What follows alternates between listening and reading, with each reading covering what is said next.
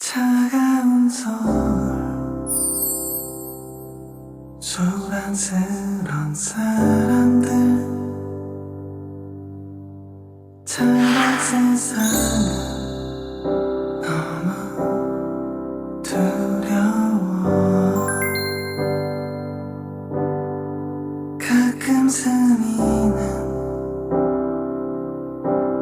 눈부신 도시 내가 아닌 모습들 아무 의미도 없어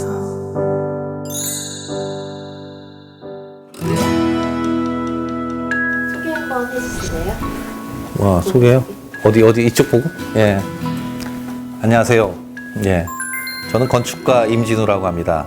한 30년 건축도 했고, 또 최근에는 도시나 건축을 이렇게 스케치해서 개인전도 하고 있는 화가의 영역도 좀 제가 가보고 싶어 했고, 그리고 EBS에서 이렇게 다행히 또 방송까지 해주신다니까 이제 앞으로 엔터테이너를 해야 되나 고민을 하고 있습니다.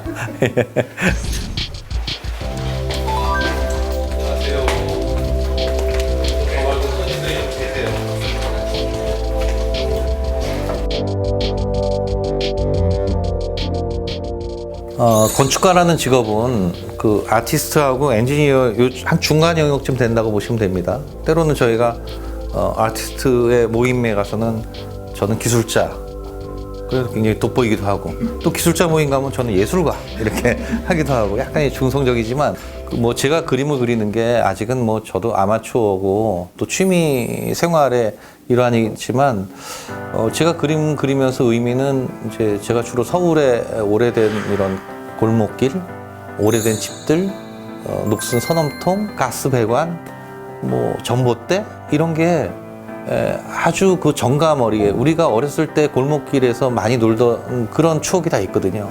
근데 지금은 이제 서울도 그런 문화가 점점 없어지죠. 그런 장면들을 자꾸 그림으로 기록해 보는 거예요. 그게 건축적으로도 의미도 있고 일종의 건축가로서 의무이기도 하고. 굉장히 넓은 공간이 확 펼쳐지면서 생각지 않았던 그러네. 많이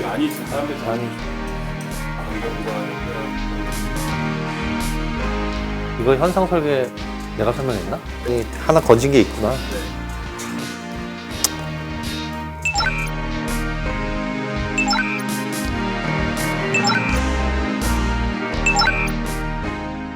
이 850명 규모의 회사를 운영하면서 여러 가지 스트레스가 많은데 CPU라고 얘기하면 이게 뜨끈뜨끈해지거든요. 주말 되면.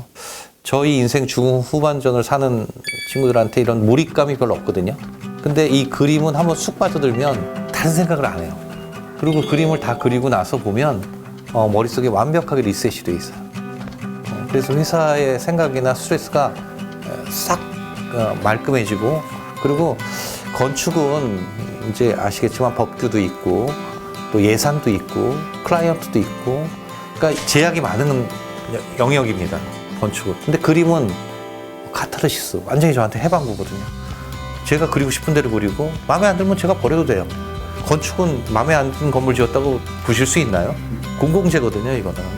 근데 그림이란 세계는 굉장한 자유로움이 있고 제 마음대로 할 수 있고.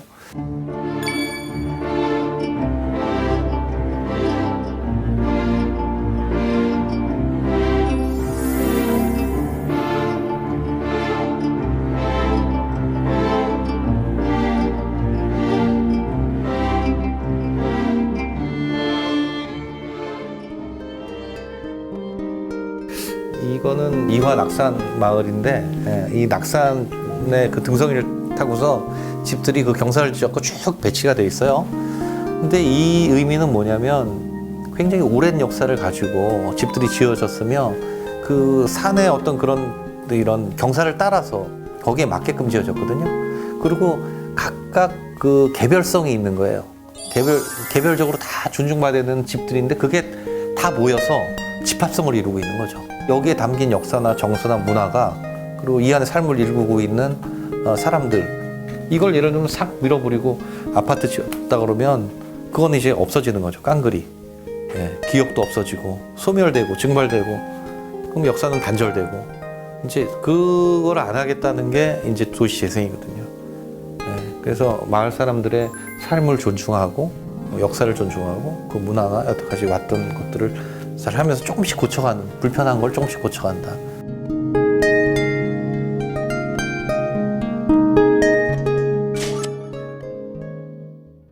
건축하고 연동되는 작업이 가끔 필요해요. 이렇게 후배들이 와서 이렇게 좀 컴퓨터로 만들었는데 이걸 좀 감성적으로 좀 이렇게 좀 표현해 달라 그럴 적에 이렇게 어떤 공간을 만들어 갖고 이렇게 보여줄 때 가끔 그리기도 하지만 지금은 하고 싶은 거랑 해야 되는 거랑 할 수 있는 거랑 이런 건 좀 구분을 좀 해야 돼요. 그래서 지금 작업을 하고 싶은 때도 많죠. 근데 제가 하면 안 되죠. 후배들이 하게끔 그 영역. 그래서 가끔 그립기도 하고 또 아쉽기도 하고 거기서 풀리지 않는 욕구를 그림으로 도시 그림으로 예 그렇죠. 그래서 해방구가 되는 거죠.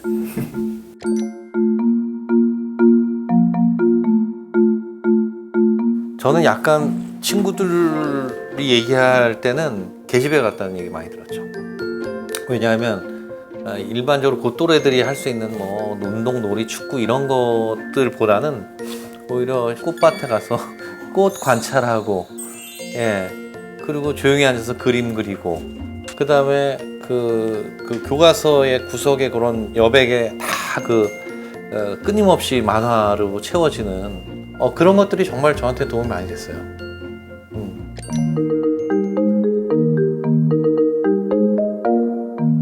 작은 아버지가 우리 집에서 기거하는 기간이 있었는데 그때 제가 어렸을 때 작은 아버지가 그리는 걸 옆에서 이렇게 어깨너머로 계속 보고 작은 아버지 안 계실 때는 붓으로 나도 거기다 이렇게 대보기도 하고 그러다 혼나기도 하고 그랬지만 그런 것들이 직간접적으로 영향이 있지 않았을까. 그래서 작은 아버지한테 지금 감사하죠. 이런 재능을 조금 더 DNA가 있을지 모르지만 DNA가 좀 더 발현이 돼서 꽃이에서 발화가 되고 새싹이 나듯이 그런 역할을 누군가는 주변에서 해줘야 되거든요. 그러니까 자신의 아이들이 어떠한 재능이 있는지를 부모님들은 잘 관찰해서 거기에 맞는 햇빛과 토양과 습기를 주는 게 부모의 역할이라고 난 보는 거예요.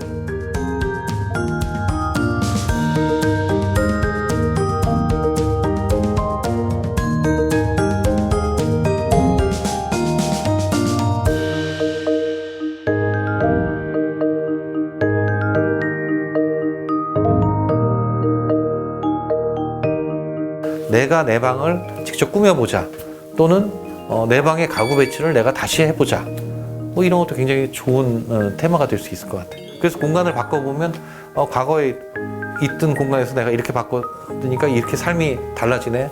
공간의 변화는 삶의 변화거든요. 이 뒤집은 것도 일종의 변화고 시도죠. 근데 우리 어린이들도 그렇게 될 수 있다는 거죠. 그게 만약에 그렇게 했을 때 분명히 불편할 게 어른의 눈에는 보이는 부분이라든지 아니면 뭐 조금 참아내도 되는 부분이라면 참아주시는 것도 필요하지 않을까. 제가 뭐 아동 교육의 전문가는 아니지만 당장은 불편할 수도 있어요. 그리고 당장은 이게 비합리성이나 어른이 보면 당연히 말도 안 되는 짓들을 하고 있거든요. 어린애들은. 근데 그걸 안 참아내면 아이들의 개성은 부모의 개성하고 똑같으시는 거죠. 그건 어른이 정말 저지르는 실수 중에 하나죠.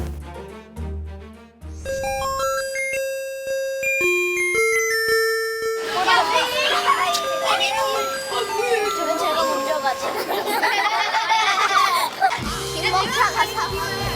먹다가 하는 게 예를 들어서 찬물을 먹으면 찬물이 있어.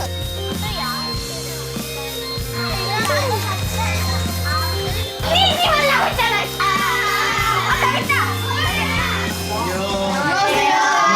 들어와. 아이고 어떻게 잘 찾았어? 네. 아이고. 어머니세요? 아저씨가 지금 이걸 그리고 있거든. 여기 앞에 이렇게.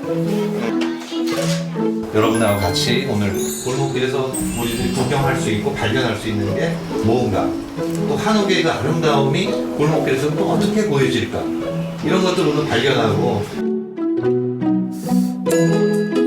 평소에 그 루틴하던 것들에 대한 변화, 그러니까 우리가 예술이라는 것도 꼭 그런 것 같아요.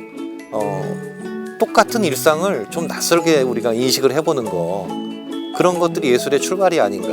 또 너무 익숙한 거를 낯설게 보는 것도 있지만, 너무 또 처음에 낯선 거를 또 익숙하게 보는 거, 데자뷰와 뭐 뷰자대의 그 차이라고 하던가요? 뭐 그런 것처럼 좀 오늘은 평소에 늘 있었던 회사의 루틴한 거에서 전혀 새로운 세계에 주파수가 다른 영역에 시간과 공간이 전혀 다른, 그리고 만나는 이 층도 정말 새로운 그런 경험을 해서 오랫동안 이게 저한테는 활력이 되고 삶의 어떤 그런 에너지가 좀 될 것 같은 그런 기대감이 좀 듭니다. 오늘 제가 여기서 그린 그림은 아이들하고 같이 작업을 했기 때문에 평소에 제가 그리던 거하고는 좀 달랐어요. 약간의 서로 간의 재료가 분산이 되고 공통화되고 그리고 공유화되고 이런 것들이 또 굉장히 독특한 경험을 한 것 같아요. 이렇게 공통으로 우르르 앉아서 모여서 그려보지는 저는 않았는데, 저는 이미 이제 나이도 있고 저한테 또 다른 어떤 습관이 생겨서 사물을 보면 사물을 표현하는 방식이 루틴해졌어요. 그렇지만 아이들은 어떤 사물의 부분을 확대하거나 과장하거나 또 색약하거나 그리고 병치하거나 이런 능력들이 굉장히 뛰어납니다. 그래서 오히려 오늘은 어린이들한테 제가 한 영역을 좀 배워가는 것 같은 느낌이 좀 듭니다. 건축에 있어서 감성은 어느 건축이나 다 조금씩은 필요하지 않을까 생각해요. 집의 주인은 사람이잖아요. 건축의 중심은 인간입니다. 그래서 요즘은 예쁜 집 짓는 것보다는 좀 더 그런 쪽의 사회의 요구에 이렇게 만족할 만한 그런 공간과 그런 건축을 하고 싶은 게 제 뜻이고 저의 목표고 또 저희 회사가 추구하는 가치 중에 하나입니다.